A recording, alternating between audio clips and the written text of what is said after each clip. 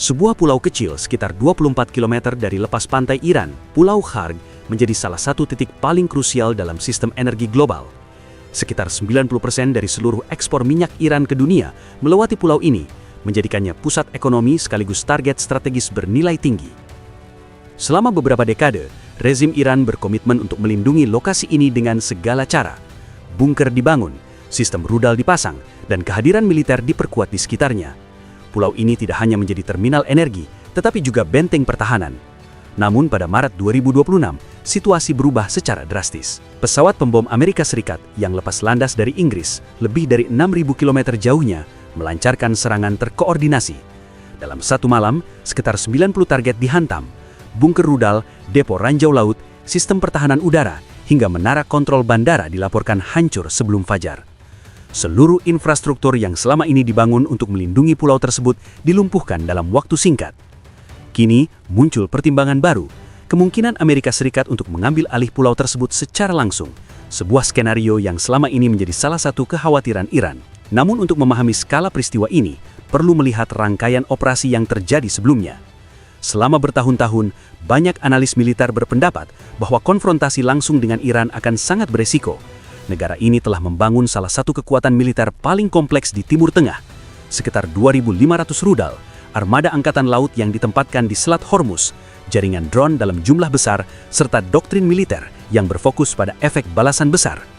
Konsepnya sederhana, setiap serangan terhadap Iran akan dibalas dengan dampak global. Para jenderal Amerika bahkan menyebut skenario ini sebagai membuka neraka, sementara sejumlah pemimpin politik memperingatkan resiko konflik regional yang luas. Namun pada 28 Februari 2026, Amerika Serikat dan Israel melancarkan operasi tersebut. Sekitar pukul 7 pagi waktu Tehran, serangan dimulai.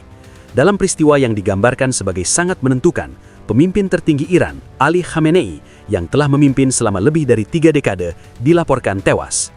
Ia sebelumnya dikenal sebagai simbol ketahanan rezim yang bertahan dari sanksi, serangan cyber, dan berbagai tekanan internasional.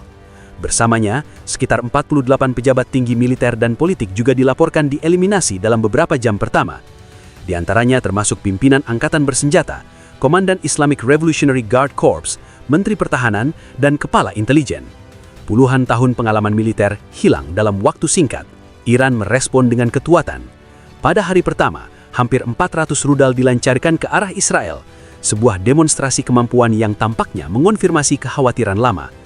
Serangan ini menunjukkan bahwa meskipun kehilangan kepemimpinan, mesin perang Iran masih mampu beroperasi.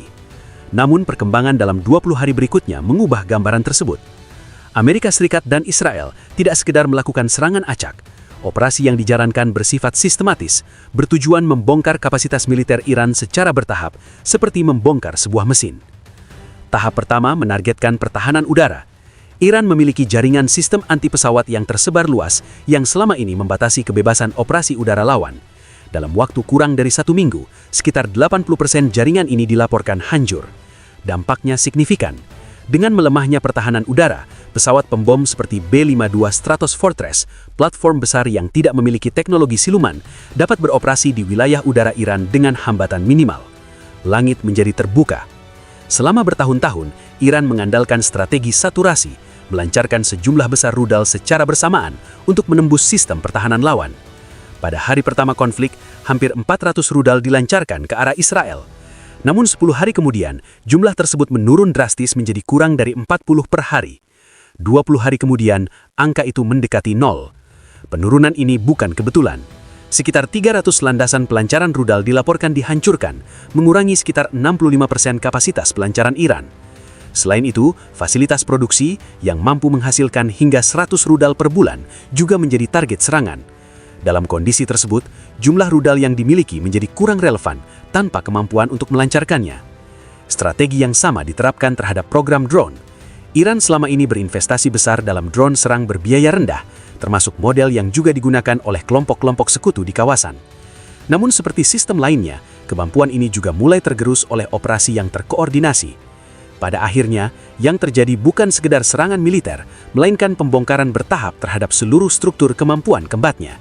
Dan dari sinilah, jalur menuju Pulau Kharg, target strategis utama, mulai terbuka. 20 hari setelah konflik dimulai, intensitas peluncuran rudal Iran dilaporkan menurun drastis, hingga sekitar 95%. Penurunan ini menandai perubahan signifikan dalam dinamika pertempuran, sekaligus membuka bagian lain dari cerita yang jarang disorot, namun sangat menentukan. Angkatan Laut Iran selama ini berperan sebagai penjaga Selat Hormuz, jalur vital yang dilalui sebagian besar perdagangan minyak dunia. Armada tersebut terdiri dari berbagai elemen, fregat, kapal selam, kapal patroli, hingga kapal cepat. Inilah kekuatan yang memungkinkan Iran, setidaknya secara teori, untuk menutup salah satu koridor energi paling penting di dunia. Namun dalam perkembangan terbaru, kemampuan tersebut mengalami kerusakan besar. Laksamana Brad Cooper yang memimpin pasukan Amerika Serikat di kawasan Timur Tengah menyatakan pada 16 Maret bahwa lebih dari 100 kapal Iran telah hancur atau mengalami kerusakan parah. Sebagai perbandingan, sebelum konflik, Iran memiliki sekitar 109 kapal militer. Angka tersebut menggambarkan skala kerusakan, tetapi satu insiden khusus memberikan gambaran yang lebih jelas. Fregat Iris Dena, salah satu kapal perang modern Iran, beroperasi di Samudra Hindia, jauh dari pusat konflik. Posisi ini kemungkinan dianggap aman oleh awaknya. Namun sebuah kapal selam Amerika Serikat diam-diam melacak pergerakannya. Tanpa peringatan, torpedo diluncurkan. Kapal tersebut tenggelam di perairan dekat Sri Lanka. Setidaknya 87 awak kapal dilaporkan tenggelam bersama kapal tersebut. Peristiwa ini memiliki makna historis. Ini merupakan pertama kalinya sejak Perang Falklands pada tahun 1982, sebuah kapal ditenggelamkan oleh kapal selam dalam pertempuran. 44 tahun kemudian, operasi ini menunjukkan bahwa jangkauan dan kemampuan serangan modern tidak lagi mengenal batas geografis. Dalam konteks ini, Angkatan Laut Iran praktis kehilangan perannya. Dengan pertahanan udara yang telah dilemahkan, kemampuan rudal yang menurun drastis, dan kekuatan laut yang hancur, terbentuklah kondisi yang memungkinkan langkah berikutnya. Sebuah langkah yang selama ini dianggap tidak akan pernah terjadi.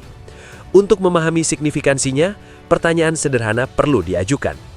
Jika tujuan strategis adalah melemahkan ekonomi Iran tanpa menduduki seluruh wilayahnya, titik mana yang paling menentukan? Jawabannya adalah Pulau Harg. Ekonomi Iran sangat bergantung pada ekspor energi.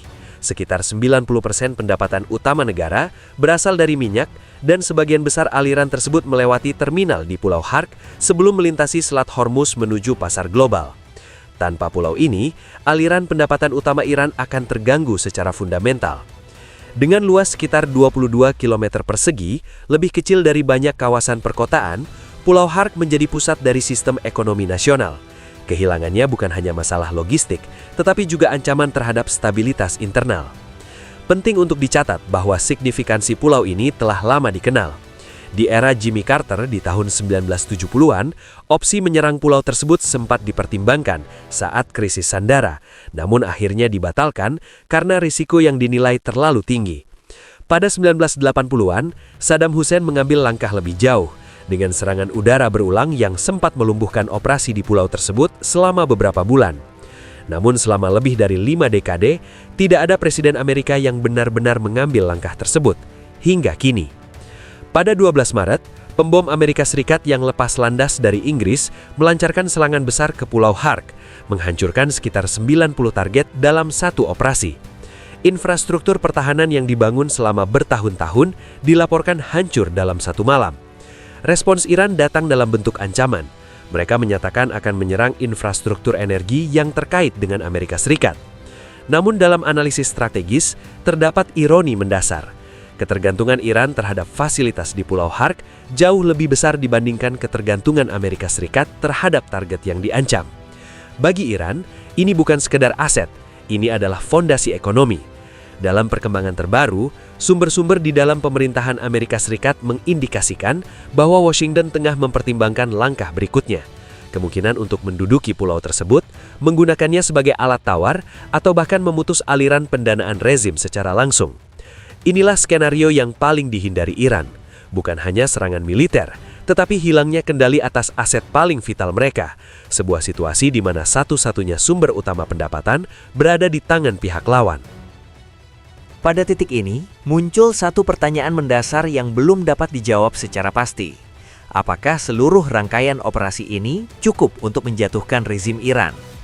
Menghancurkan kekuatan militer suatu negara adalah satu hal, namun menjatuhkan pemerintahannya adalah persoalan yang jauh lebih kompleks. Dan justru di dalam negeri Iran, perkembangan paling tak terduga mulai terlihat. Ketika struktur kepemimpinan militer dihancurkan dalam hitungan jam, dampaknya tidak hanya dirasakan di tingkat strategi, tetapi juga di lapangan. Pertanyaan krusial pun muncul. Apakah sistem komando masih mampu berfungsi tanpa hierarki yang selama ini menjaga stabilitasnya? Dalam kasus Iran, jawabannya tampak mengarah pada kekacauan. Kepemimpinan tertinggi kini berada di tangan Mojtaba Khomeini, putra dari Ali Khomeini. Ia berusia 56 tahun, dan hingga saat penunjukan tersebut tidak pernah memegang jabatan publik secara resmi. Proses pengangkatannya sendiri berlangsung secara tergesa-gesa melalui pertemuan daring, setelah lokasi fisik yang biasa digunakan untuk proses tersebut dilaporkan telah hancur akibat serangan. Simbol ketidakstabilan ini semakin terlihat dalam cara ia menyampaikan pidato pertamanya. Tidak ada rekaman video, tidak ada pesan suara. Pernyataan awalnya kepada publik hanya berupa teks yang dibacakan oleh seorang pembawa acara televisi, dengan foto statis ditampilkan di layar. Hingga saat ini, tidak ada penampilan publik langsung, tidak ada rekaman bergerak, dan tidak ada konfirmasi visual mengenai kondisinya. Situasi ini mencerminkan sebuah pemerintahan yang beroperasi dalam keterbatasan, bahkan mungkin kehilangan kendali atas narasi publiknya sendiri. Di sisi militer, kondisi tidak jauh berbeda. Pemerintah Iran secara terbuka mengakui bahwa sebagian unit angkatan darat telah kehilangan koordinasi. Beberapa di antaranya dilaporkan masih bertindak berdasarkan perintah lama tanpa adanya pusat komando yang jelas untuk mengkoordinasikan tindakan mereka. Hasilnya adalah sebuah angkatan bersenjata yang terfragmentasi, tidak sepenuhnya memahami siapa yang memimpin atau apa langkah berikutnya. Salah satu indikasi paling nyata dari kondisi ini terjadi di awal konflik, ketika Iran secara tidak sengaja menembak kapalnya sendiri. Sebuah insiden yang menggambarkan tingkat desorientasi operasional yang tinggi. Sementara itu, komunitas internasional mengamati situasi ini dan mengambil posisi masing-masing. China yang selama ini menjadi pembeli utama minyak Iran, memilih sikap hati-hati. Meskipun secara verbal mengguduk serangan dan menyerukan gencatan senjata, tidak ada langkah konkret yang diambil untuk membantu Iran. Ketika diminta oleh Amerika Serikat untuk berkontribusi dalam upaya membuka kembali Selat Hormuz, Beijing menolak. Dengan cadangan energi yang cukup untuk lebih dari 100 hari, serta akses ke pemasok lain, China memprioritaskan kepentingan nasionalnya sendiri. Sikap serupa juga terlihat dari Rusia. Meskipun mengeluarkan kecaman yang lebih keras, Moskow tidak mengambil tindakan lebih lanjut. Dalam konteks geopolitik yang lebih luas, keterlibatan langsung dinilai terlalu berisiko, terutama dalam menghadapi Amerika Serikat di tengah eskalasi yang sedang berlangsung. Di Eropa, respons yang muncul cenderung terfragmentasi. Inggris, meskipun dengan tekanan domestik, mengizinkan penggunaan pangkalan untuk operasi tertentu. Namun negara-negara lain seperti Jerman dan Spanyol memilih untuk tidak terlibat. NATO sendiri menegaskan bahwa konflik ini tidak berada dalam kerangka perang aliansi. Di tengah dinamika tersebut, Amerika Serikat tetap melanjutkan operasinya tanpa bergantung pada konsensus internasional yang luas. Kembali ke pertanyaan awal, apakah rezim ini akan jatuh? Jawaban yang paling jujur adalah bahwa belum ada kepastian. Namun fakta di lapangan menunjukkan perubahan yang luar biasa cepat. Dalam waktu kurang dari 3 minggu, Amerika Serikat dan Israel berhasil menghancurkan elemen-elemen yang dibangun Iran selama lebih dari 4 dekade. Mulai dari kepemimpinan militer, kekuatan laut, hingga sistem pertahanan udara. Di saat yang sama, Pulau Kharg, pusat ekonomi utama Iran, kini berada dalam jangkauan strategis Amerika Serikat. Pergerakan militer terbaru juga menunjukkan eskalasi yang berpotensi lebih jauh. USS Boxer dilaporkan telah meninggalkan San Diego, diikuti oleh USS Portland dan USS Comstock. Ketiga kapal ini membawa batalion marinir ke-11, terdiri dari lebih dari 2.500 personil, dilengkapi dengan jet tempur lepas landas vertikal, helikopter serang, dan kapal pendarat. Mereka berangkat 3 minggu lebih cepat dari jadwal. Sementara itu, USS Tripoli telah lebih dulu berada di Samudra Hindia, membawa tambahan sekitar 2.000 marinir dari Jepang. 2 kelompok tempur amfibi kini berkumpul di kawasan Teluk Persia, dengan kemampuan penuh untuk melaksanakan operasi darat. Dalam perspektif yang lebih luas, para analis mulai melihat bahwa kekuatan utama Amerika Serikat dalam konflik ini bukan hanya terletak pada superioritas militernya, melainkan pada kemampuannya mengendalikan sumber pendanaan lawan. Jika aliran ekonomi Iran benar-benar terputus, maka dampaknya tidak hanya bersifat militer, tetapi juga eksistensial bagi rezim itu sendiri. Dan di titik inilah, arah konflik ke depan akan ditentukan.